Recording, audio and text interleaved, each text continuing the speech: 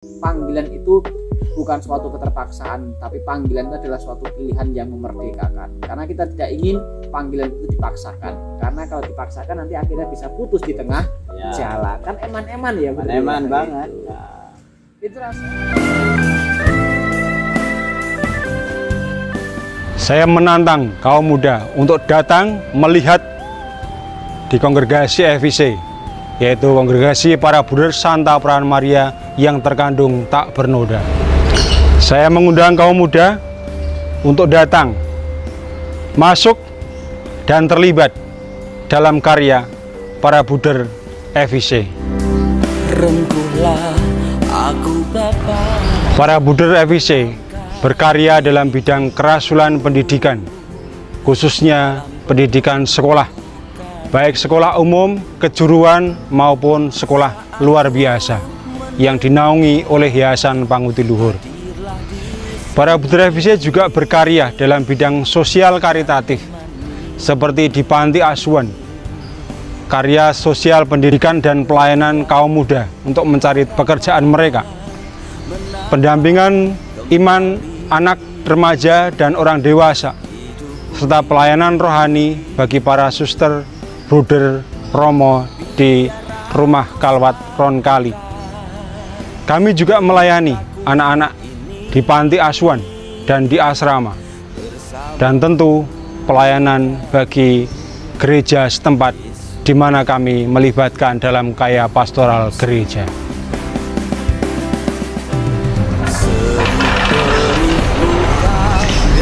Kami mengajak semuanya untuk memberikan kesaksian. Seperti kami mengalami, Allah adalah kasih. Maka marilah kita mewartakan kasih Allah. Ku rindu secercah cahaya kasih-Mu. Ku meminta, ku berharap, dengarkan doaku. Selamat pagi Bruder Leo.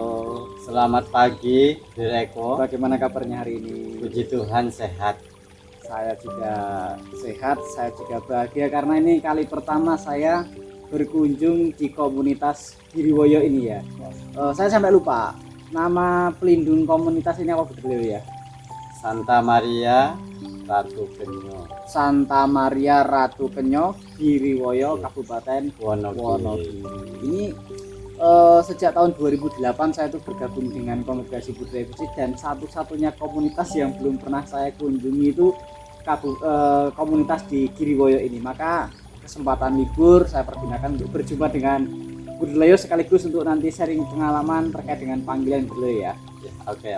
Mungkin Bruder Leo bisa berkenalan dulu, nama, asalnya dari mana, lalu kok tertarik pengen jadi Bruder itu karena apa? Mungkin bisa perkenalan terlebih dahulu, Bruder Leo. Oke, terima kasih. Saya nama Bruder Franciscus Assisi Tesianus Leonardo, berasal dari Kabupaten Ketapang, tepatnya saya dari Tumbang Titi, ya, Kalimantan Barat. Saya mau jadi Bruder itu karena sejak awal sebenarnya saya sudah ingin jadi Bruder sejak masih SD. Namun saat itu saya bukan orang Katolik, jadi saya tidak tahu kalau jadi Bruder harus orang Katolik. Dulu agamanya? Dulu saya Kristen Protestan. Oh, Kristen Protestan. Terus pengen jadi Bruder, padahal Bruder, syarat Bruder adalah orang Katolik, laki-laki yang beragama Katolik. Lalu kok terus sejak kapan perpindahan dari Protestan ke Katolik itu? Saya itu pindah dari Kristen Protestan ke Katolik itu sejak SMP kelas 2. Nah, jadi waktu itu saya bertanya pada teman-teman juga yang orang Katolik, katanya kalau mau jadi Bruder itu harus Katolik.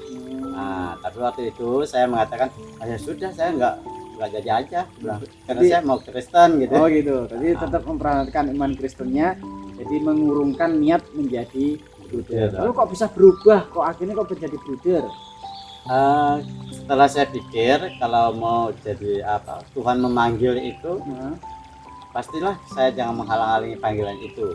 Dan kemudian ya karena saya sudah tahu syarat-syaratnya, pada akhirnya pada SMP kelas 2 saya minta dibaptis oleh pastor paroki, waktu itu Pastor Hari Murti. Oh, itu Bang Titi itu ya? Bang Titi ya.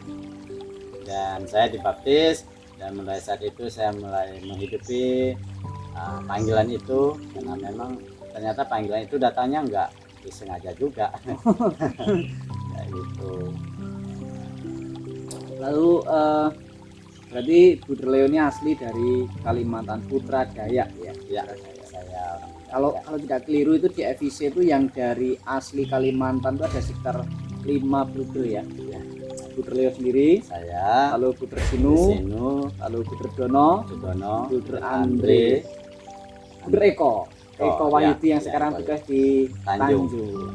Nah, kita akan menantikan lagi panggilan-panggilan dari Pulau Borneo, dari Ketapang, dari Putra Dayak. Semoga banyak yang bergabung, sudah dipelopori oleh 5 Buder. Dulu itu ada Buder Buder Ason tapi sudah keluar. Maria Viani, Buder Vianney ya, itu yang sudah meninggal. Ada, Lalu kok dulu tuh kok pengen jadi Buder itu kenapa Bang? dulu itu saya kan kakak-kakak saya semuanya sekolah di sekolah yang dikelola pada Buder. Di Tumpang Titinya itu. Tumpang Titi ya, ada di SD.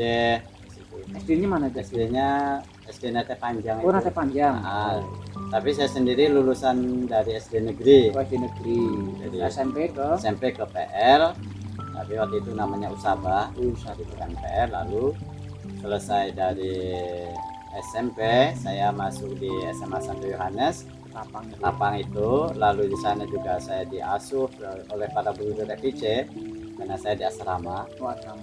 Di asrama waktu itu tahun 92. Saya mulai 92, lalu saya selesai SMA 95. 95. Ya sempat kabur juga panggilan saya. Oh, kabur artinya lari atau kabur buram-buram? Buram-buram gitu ya, samar-samar kayak enggak mau jadi lagi ya. Kayak gini enggak lagi karena udah mulai berkenalan ya. Kenalan apa nih? Ya ada yang istimewa gitu.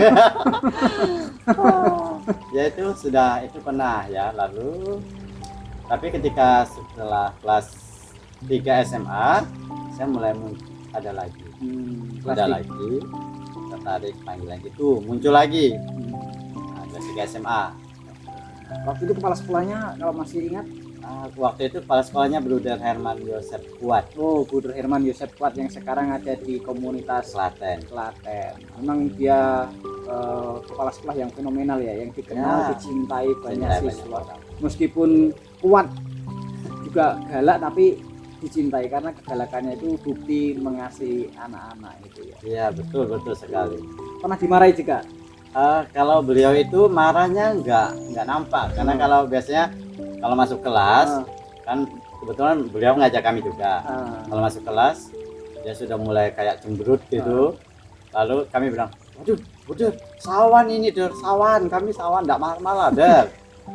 Sawan itu artinya takut. Oh, takut. Cemas gitu ya. Jadi bukan sariawan. Jadi sawan itu bahasa Kalimantan, bahasa Melayu. Oh, bahasa Melayu, sawan. Kalau kita misalnya kita takut itu bilang sawan gitu, itu sama dengan cemas gitu. Kalau di Jawa itu sawan artinya wis awan. Sudah siang. Gitu. Jadi terus dari kenalan dengan Buder Herman itu merasa semakin terpanggil, semakin mencintai panggilannya dan pengen jadi Buder. Iya. Kalau ingat ada temannya enggak waktu dari Kalimantan ke Sumatera Jawa mau jadi Buder itu? Tidak ada. Hanya sendirian? Ada sendiri. Oh, berani? Ya, jadi waktu itu yang ya ke Jawanya sih bareng-bareng ya dengan beberapa teman yang sekolah di Jawa. Lalu juga saya waktu itu masih kuliah, jadi belum langsung jadi Bruder. Oh, jadi tidak masuk postulan dulu, tapi kuliah dulu. Kuliah di PGSD Bawen. Oh, di PGSD Bawen. Itu kan sebenarnya induknya Unika. Kami cuma filialnya di Bawen. Nah, waktu itu ya saya waktu itu juga masih ada keinginan jadi Bruder kan, karena memang awalnya saya ke Jawa mau jadi Bruder, tapi dari yayasan saya disuruh sekolah dulu. Tapi nggak mengaburkan panggilan ya. Jadi kan pengennya kan ke Jawa itu pengen jadi bruder. Iya. Tapi kok malah suruh Kuliah. dalam perjalanan kan kurang lebih 4 tahun ya itu kuliah ya. Kalau yang PGSD kami itu kan cuma 2,5 tahun. 2,5 tahun. Karena itu yang D2. Oh D2. Yang D2. Terus setelah lulus kuliah, Saya ikut tes screening. oh jadi nggak ngajar dulu tapi Nggak ngajar langsung dulu, masuk. langsung bruder. masuk. Jadi screening dulu. Kebetulan waktu itu diterima. Lalu ya memang waktu setelah screening saya pulang dulu ke Kalimantan. Saya izin sama abang, ya abang saya, karena waktu itu yang ada saya tinggalnya dengan abang saya ya. Abangku bilang ya udah, kalau memang kamu mau jadi bruder ya silakan. Memang dari keluarga saya nggak ada yang Katolik ya, kami semuanya semua Protestan ya? semua. Jadi tapi abangku juga mengizinkan Karena sudah terbiasa hidup bersama dengan para bruder waktu di SMP ya, ya, SD dan SMP, SMP. SMA. Jadi sudah kenal panggilan Panggilan bruder. ya. Kalau bruder pakai jilbab, ini sudah bukan hal yang asing ketika bruder Leo pengen jadi bruder. Tadi kalau soal saudara, berapa sih bersaudara bruder Leo ini? Kami itu yang seingat saya kami ada 6 bersaudara. ya, dan saya anak yang terakhir. Oh, si bungsu. Lalu si bungsu pengen jadi bruder. Lalu tapi kakak-kakaknya semuanya merestui ya? Semua merestui, karena memang di tempat kami, di keluarga saya, yaitu untuk agama keyakinan itu bebas. Kita mau campur-campur agama apa aja pun, maksudnya boleh Islam, boleh Katolik, boleh Kristen, boleh Hindu, Buddha, Konghucu, kalau mau. Ada kebebasan, yang Ada penting hidup rukun tadi ya. Yang penting kita tetap sebagai saudara, sebagai keluarga tetap rukun lah gitu ya, dan saling support lah. Waktu screening itu berapa orang itu? Kami waktu itu 24. 24 Ya. calon postulan. Ya, Lalu dari 24 yang screening itu diterima diterima ada 16. ada 16 Yang- itu masuk postulan. Atau pas diterima 16 tapi masuk postulannya tetap 16. Masuk postulannya kami waktu capos itu masih 14. 14 Tapi di dalam perjalanan di capos itu ada yang mundur. mundurnya karena sakit. Oh, sakit. Jadi ketika itu kan kita ada tes kesehatan ya. Setelah itu ternyata teman satu ini dinyatakan sakit, ada apa katanya sih, hepatitis ya. Hepatitis. Lalu dari tarekat ya harus mundur ya. Gitu. Lalu kami ber-13 sampai postulan itu 13. Sampai postulan 13, profes Profes cuma tinggal 9. tinggal 9, kalau kekal Kalau kekal 6. 6. Sampai sekarang tinggal 5. 5. Bruder Leo, Saya, Bruder Valen Pardi, Belen Parti, Bruder Teva, Teva, Bruder Seka, Bruder Seka, dan Bruder Suranto. Bruder Suranto. Oh iya, kalau Bruder Suranto di Sumatera, Bruder Seka di Timur Di Timor Leste, Leste, Bruder Teva Thomas di Teva di Ketapang, Ketapang, Bruder Valen Parti di Kebun Jeruk. Kebun Jeruk, dan Bruder Leo di Kiri. Kiri atau Kiriwoyo. Kiriwoyo ya.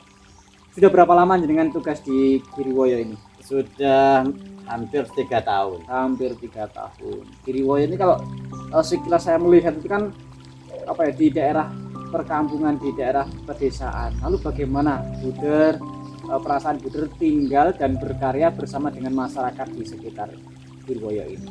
Saya merasa sangat senang. Kebetulan juga saya itu banyak juga sih saya ke masyarakat. Kami di paroki, para Bruder di sini semuanya dapat duduk di paroki. Kami juga masuk di dewan. Saya, Bruder Sinu, Bruder Hari, itu semua kami di dewan semua. Dewan paroki. Di dewan paroki. Jangan sampai di Dewan Perwakilan Rakyat ya. Ya, di dewan paroki. Ya. Diakon. Diakon ada di bagian Seksi pewartaan, seksi pewartaan, lalu ada itu pengajar agama itu ya, katekis ya kayak gitu. Jadi memang peran Bruder itu semakin nyata, semakin kentara ketika kita tinggal di menyatu dengan masyarakat di lingkungannya ya. Iya. Lebih-lebih ya kalau di daerah pedesaan tuh kita tuh bisa melibatkan diri secara total. Yang menjadi tantangan kadang ketika kita tinggal di perkotaan ya, mau Iya. jadi dewan paroki juga masih sudah banyak pilihan. Kalau mau doa lingkungan itu juga terbatas. Tapi kalau di desa itu saya merasakan, saya juga pernah tinggal di desa, di Sukaraja itu juga di desa Bludran Sukaraja itu. Jadi doa lingkungan, Bludran itu selalu diberi kepercayaan untuk mimpin ibadah. Jadi menjadi suatu kebanggaan, kebahagiaan kita diterima masyarakat, itu juga menjadi suatu hal yang menyenangkan. Sudah hampir 3 tahun ini, 3 tahun berjalan ya. Kalau misalkan disuruh pindah itu gimana? Kalau saya sih ikut saja lah. Ikut saja. Kalau memang dari Dewan Provinsi menghendaki, dari kongregasi kita menghendaki untuk pindah, ya oke lah gitu ya. Tapi kalau suruh milih, Kalau suruh milih ya saya senang sih di desa gitu ya. Saya tetap di sini. Iya. Oke. Andaikan disuruh milih, kalau milih di luar Jawa oke lah gitu ya. Tapi kalau misalnya pilihnya hanya di dalam Jawa gitu ya, ya sama saja lah saya rasakan gitu ya. Di desa oke lah gitu, di kota ya oke. Tapi lebih senang di Tapi saya pedesaan lebih seperti ini ya. enjoy lah di desa kayak gini. Karena bisa bersosialisasi dengan masyarakat, bisa terlibat dalam kegiatan masyarakat. Gotong royong ada kegiatan masyarakat? Kalau di sini kebetulan tidak ada, tapi apa yang tidak kita kunjungan gitu ya, kunjungan ke masyarakat di sekitar. Saya juga kalau Sabtu kan di sini kan 5 hari kerja. Kalau Sabtu pertama itu masuk ya, tapi kedua, keempat dan kelima kami ada di rumah. Libur ya, jadi kami di rumah. Biasanya Sabtu saya sempatkan tuh kunjungan ke warga ya. Ya yang nggak jauh sih, cuma sekitar ya, ada yang perlu dikunjungi gitu. Kalau di masyarakat sekitar ini kan, kalau Wonogiri atau Giriwoyo ini kan banyak sekali tumbuh panggilan-panggilan ya. Terakhir itu angkatannya Bruder Agus Faisal ya. Lalu Bruder Hero Ya, lalu apa sih yang Bruder usahakan untuk mempromosikan, untuk mengenalkan kebudayaan kita kepada orang-orang muda yang Bruder Leo layani entah di gereja ataupun di sekolah? Apa yang sudah diusahakan? Kebetulan saya itu bagian seksi panggilan ya. Seksi panggilan. Nah, jadi Promosi panggilan itu promosi ya? panggilannya di paroki itu isinya tim propangnya ya. Ya makanya ya salah satunya tahun 2 tahun yang lalu ya, itu pernah bersama para Bruder FIC juga, ada Bruder Teguh, ada Bruder Seno waktu itu, ada beberapa Bruder ya ke sini untuk promosi panggilan dengan OMK. OMK, bukan di sekolah ya? Bukan di sekolah. Jadi orang-orang muda muda Katolik itu lalu kita di paroki. Di paroki. Memang waktu itu saya tidak terlibat langsung ya, tetapi saya menghubungkan antara para Bruder itu dengan OMK itu. Nah, tapi tahun sebelumnya saya juga ikut terlibat bersama para Bruder Caritas ya, FC. Ada di sini? Tidak ada, tapi mereka datang dari Jogja. Lalu beberapa Bruder Caritas itu kami kerjasama untuk mengenalkan para panggilan Bruder, suster gitu ya. Kami adakan di paroki juga. Baik, mungkin flashback ke belakang sebentar Bruder. Tadi kalau Bruder menyampaikan bahwa senang, bahagia berkarya di daerah atau di komunitas Giriwoyo ini. Tetapi adakah tantangan hidup panggilan ketika berkarya di Giriwoyo ini? Ada juga. Ya salah satunya ya, kita juga untuk ke umat itu memang perlu cari waktu yang tepat ya, karena ya kalau di desa gini kan kebanyakan orang kalau udah pagi udah ke sawah, ke ke ladang ya, terus pulang sore udah capek. Ya, kita dari sekolah pun kita pulangnya sampai sore biasanya ya. Jadi ya memang banyak hal yang membuat saya kadang juga nggak sempat juga kayak gitu ya. Terus ya saya sendiri memang untuk menghafal lokasi itu agak sulit. Jadi itu tadi tantangannya, karena perjumpaan kita dengan masyarakat sangat terbatas ya. Ya kita tahulah kalau masyarakat di desa itu ya mereka sibuk di kebun, mereka juga sibuk di sawah, pulang sudah sore, udah capek. Ya mungkin waktu yang tepat ya sore ya, habis makan malam Ya, atau ya kalau hari Minggu, Sabtu Minggu itu kan Ya. ada yang di rumah, anak-anak muda juga di rumah. Itu menjadi sarana yang efektif untuk kita mempromosikan panggilan. Lalu kira-kira di tahun ini ada enggak sih Bruder yang pengen jadi Bruder dari Giriwoyo ini? Kalau di tahun ini yang setahu saya pernah kan mereka Buder Agus itu ngadakan promosi kayak promosi gitu ya di sekolah SMA. Kemarin sih katanya ada, tapi ya kita belum tahu juga ya, karena biasanya kan anak muda gampang juga berubah pikiran ya. Ya tapi mudah-mudahan aja adalah gitu ya. Yang jelas kalau di SMA itu sering para budernya ada para guru di situ juga mengusahakan. Kalau saya di SMP ya mengenalkan diri dengan cara bergaul dengan anak-anak juga ya. Mengenalkan buder itu siapa sih gitu ya. Lalu apa toh yang kerjanya, terus ada juga yang anak-anak yang memang tahu. Pernah juga ditanya, ada anak yang bertanya, buder istrinya di mana? Nah, terus tapi ada temannya yang katakan, bruder itu enggak punya istri ya gitu. Buder itu bujangan gitu. Itu yang bertanya itu anak Katolik atau non Katolik? Non Katolik. Iya. Karena Wajar, artinya kalau non Katolik bertanya buder istrinya di mana, anaknya berapa itu wajar. Tapi kalau sampai anak Katolik bertanya buder istrinya di mana, itu kan artinya pengenalan terhadap kita itu kurang. Maka tugas kita adalah mengenalkan kita, identitas kita. Tapi ada enggak yang bertanya, apa sih bedanya bruder dengan Romo? Itu ada yang bertanya seperti itu? kalau di tempat saya enggak ada sih. Nggak ada ya? Hanya mereka umumnya cuma melihat Romo ya udah di gereja gitu ya. Kalau buder itu di sekolah gitu. Memang kadang anak-anak itu ada juga bertanya, bruder itu tinggalnya di mana toh? Aku bilang, ayo ikut saya pulang kalau mau lihat ya. Ada yang bilang, oh di sana itu ya? Iya, bilang bruderan itu dekat SMA, bilang itu bruder tinggal di situ. Gitu. Yang tadi kita sudah bercerita terkait dengan panggilan, karya, lalu perjuangan dalam mewartakan identitas kita. Identitas kita itu kan dikenal dengan kalung, dengan jubah, juga dengan gaya hidup kita, dengan pola hidup kita. Itu orang semakin paham mengenal siapa itu Buder FIC. Tetapi kita lihat sejenak. Oke.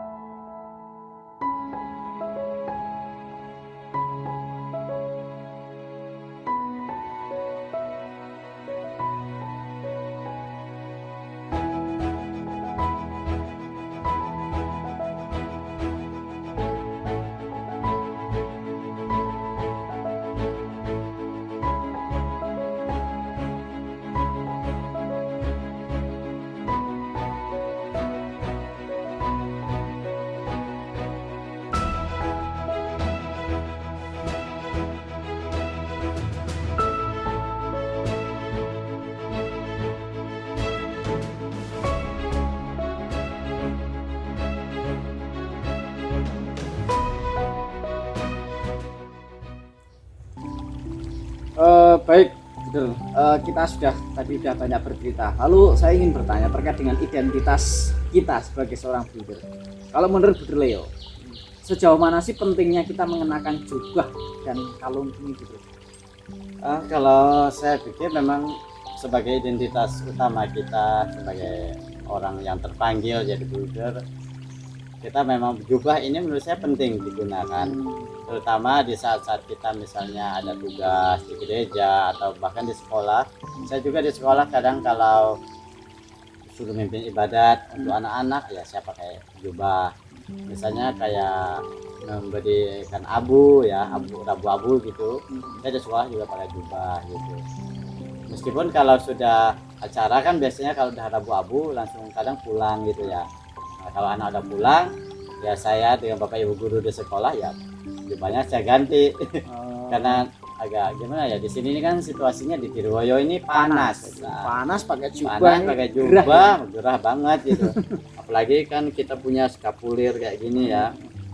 Skapulir ini saya pakai terus juga karena memang ya itu kelengkapannya jubah kita toh. Kita punya jubah gini, lalu kalung ini ya saya juga sering pakai. Jadi kalau sekolah saya pakai, di gereja saya pakai gitu ya.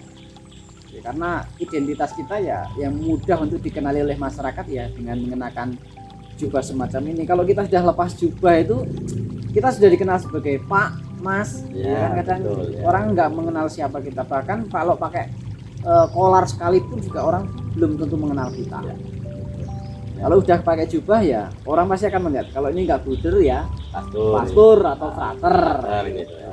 Ya, itulah pentingnya kita mewartakan identitas kita kepada masyarakat supaya semakin dikenal, supaya banyak orang tertarik. Karena zaman dulu itu kan banyak orang muda, anak-anak atau bruder-bruder sekarang ini yang dulu bersekolah di tempat bruder itu tertarik pengen jadi bruder ya karena melihat mengenakan jubah brudernya. Kalau dulu waktu saya masih di sekolah ngajar itu ya, kalau pas ngajar saya mengenakan jubah. Ya tidak setiap hari, karena kalau setiap hari ya kotor dan jubah saya hanya ada 2 ya, nanti gantian dicuci gitu. Jadi saya hanya waktu itu hanya Senin dan Rabu kalau pas di SD mengenakan jubah. Karena ini ketika kita hadir bersama dengan anak-anak itu bukan soal bagaimana saya mengajar, tapi bagaimana saya hadir mengenakan identitas saya, anak akan tahu ya, identitas saya tanpa perlu mengenalkan saya bruder itu anak udah kenal, dan itu menjadi suatu pewartaan kebaikan, pewartaan identitas kita kepada masyarakat.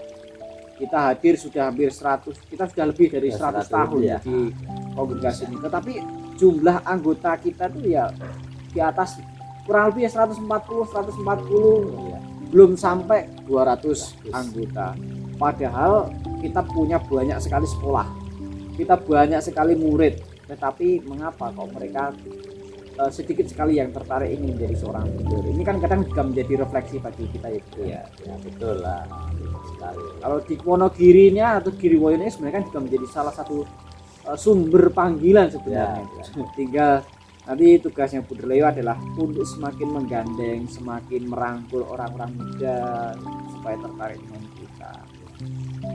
Di SMP ngajar Saya di SMP mengajar. agama. Di SMP saya kebetulan mapelnya bahasa Indonesia, sekali juga bimbingan konseling. Jadi saya jadi konselornya di situ. Berarti kuliahnya PGSD, tapi ngajarnya bahasa Indonesia dan bimbingan konseling. Ya, jadi waktu belum jadi bruder saya kuliahnya PGSD. Ya, terus Setelah itu dilanjut lagi sekolah lagi bahasa Indonesia. oh, jadi dari D2 ke S1-nya itu bahasa Indonesia. Indonesia. Saya baru tahu. Oh iya. Itu. Kalau saya dulu lulusan PGSD, ngajarnya di SMA, mata pelajarnya agama. Kadang juga waktu di Vanlit itu juga ngajarnya bahasa Jawa. Bahasa Jawa. Jadi mal praktek gitu. Tapi ya inilah hebatnya bruder, kekasan para bruder itu kita disekolahkan apapun dan kita juga harus bisa apa saja. Kuliah ataupun pendidikan itu sebagai sarana saja, tapi pengembangan diri itu jauh lebih Ya, lebih penting penting ya. kalau di desa ini kan Bruder Leo kan kuliahnya PGSD dan bahasa Indonesia ya. Tapi tetap harus bisa mimpin ibadat, artinya ya. harus tahu kitab suci, harus tahu terkait dengan peribadatan, paham gitu. Ya. Karena ya tuntutan masyarakat. Tuntutan kita seperti itu di masyarakat. Ya memang itulah hebatnya bruder. Kita itu serba bisa. Artinya gini, ketika orang di suatu sekolah nggak ada guru agama, ya udah brudernya jadi guru agama. Di suatu sekolah itu tidak ada guru PKN. Nah, kebetulan saya beberapa tahun mengajar PKN juga. Nah, jadi di Salatiga saya mengajar agama. Nah, waktu di Gantiwarno lebih parah lagi tuh saya. Agama, PKN, seni rupa, seni musik. Bahasa Indonesianya ditinggal karena ada beberapa guru bahasa Indonesia waktu itu. Nah, itu kalau nggak siap, ya puji Tuhan semua itu bisa dijalankan. Meskipun nggak bisa musik loh saya. Mana bisa saya musik. Ya itulah keunikan kita dengan karya yang sebegitu banyaknya, dengan anggota kongregasi yang sedikit ya, mau tidak mau, suka tidak suka, kita juga harus bisa berkarya di segala lini kehidupan ya. Maka dari itu kan kita inginnya mengajak orang-orang muda untuk bergabung bersama dengan kami supaya karya Bruder FIC yang begitu banyak ini bisa dikelola dengan lebih optimal lagi, supaya pelayanan pendidikan juga bisa dirasakan oleh masyarakat.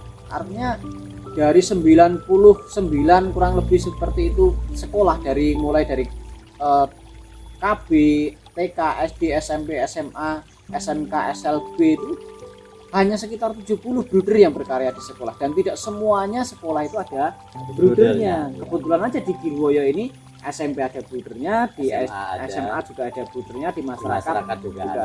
Artinya dari 3 brooder Trinitas ini mempunyai tugas yang lengkap. Ada yang di masyarakat hidup menggereja dengan pelayanan pastoralnya, ada yang di SMP, Budeleo ini di SMP, lalu Buder Sinu itu ada di SMA. Jadi lengkap karya pelayanan di Girwoyo ini. Jadi meskipun komunitas kecil tapi mempunyai peran yang besar dalam hidup menggereja dan hidup masyarakat. Mungkin ada harapan-harapan apa yang ingin Buder sampaikan untuk orang-orang muda, lebih-lebih yang ada di wilayah Girwoyo dan sekitarnya ini. Sebagai saya, orang-orang muda yang Katolik, itu harapan saya bisa mengikuti jejak-jejak kami menjadi Buder FIC. Karena di Girwoyo ini memang sekolah-sekolah kita kalau budernya sudah dipindah, ya kalau ada anak muda yang mau bergabung dengan kita itu sangat baik, ya, sangat bagus ya. Jadi buder itu nggak sulit, yang penting punya niat, punya kemauan, dan juga punya kesetiaan. Itu lebih pentingnya kesetiaan ya. Ketika kita ya hidup apapun kalau kita tidak setia akan kacau. Maka ya bagi harapan saya, marilah teman-teman muda yang ada di Girwoyo ini, Paroki Girwoyo, Paroki Batu Retno, bergabung menjadi Buder FIC untuk mengelola sekolah-sekolah kita yang tercinta ini. Kita hadir di sini karena demi masyarakat di sini. Sekolah kita itu apa namanya, Buder? Sekolah kita ini SMA-nya Santo Vincentius Girwoyo, Pangudi Luhur. Ya, jadi SMP Pangudi Luhur Santo Vincentius Girwoyo dan SMA Pangudi Luhur Santo Vincentius Girwoyo. Jadi SMP dan SMA sama. Lindungnya sama. Vincentius Ya. Tapi tetap trademarknya tetap Pangudi Luhur. Pangudi Luhur ya. Jadi tadi Budeleo menyampaikan bahwa yang paling penting atau kuncinya adalah soal kesetiaan. Jadi kalau kita setia, pasti kita akan memperoleh hal yang luar biasa. Atau kalau bahasa saya yang sering saya istilahkan, ya konsisten terhadap komitmen itu lebih penting daripada kita hanya sekedar punya cita-cita, hanya sekedar kita menjalani.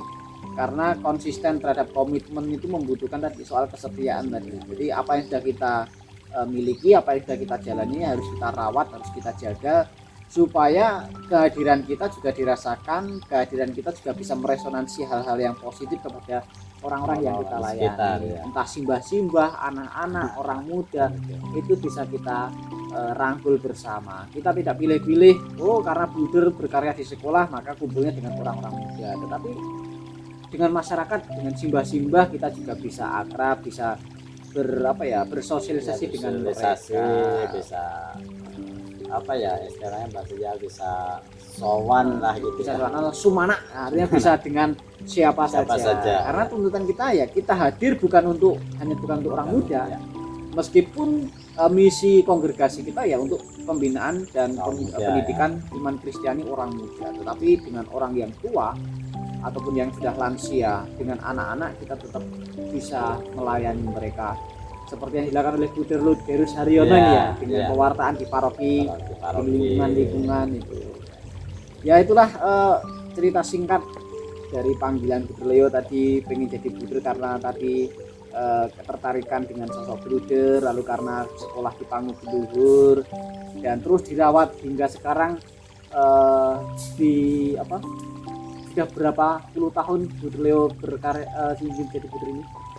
Baru 22 tahun. 22 tahun berarti 3 tahun lagi merayakan pesta Pera. Ya kita doakan semoga Budeleo tetap sehat, semangat dan semakin setia.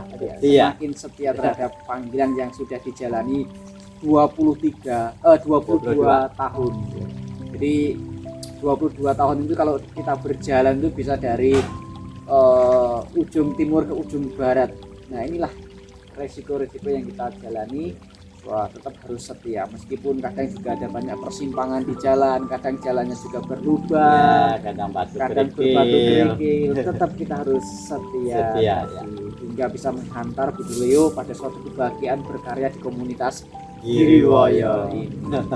Saya rasa itu dulu budaya perjumpaan kita pada pagi hari ini. Terima kasih sudah berbagi pengalaman terkait dengan panggilan, juga bisa menginspirasi orang muda. Syukur-syukur nanti dari Giriwoyo ini ada benih-benih panggilan yang sudah ditaburkan oleh Buder Leo, Buder Sinu, dan juga Buder Haryono. Jadi anak-anak yang di SMA, OMK yang ada di paroki mulai tumbuh benih-benih panggilan dan akhirnya nanti bisa bergabung bersama dengan kongregasi Buder FIC. Kalaupun nggak dengan FIC ya dengan para suster, dengan kongregasi yang lain, monggo silahkan, itu menjadi suatu kebebasan karena panggilan itu bukan suatu keterpaksaan, tapi panggilan itu adalah suatu pilihan yang memerdekakan. Karena kita tidak ingin panggilan itu dipaksakan, karena kalau dipaksakan nanti akhirnya bisa putus di tengah jalan. Kan eman-eman ya, eman banget.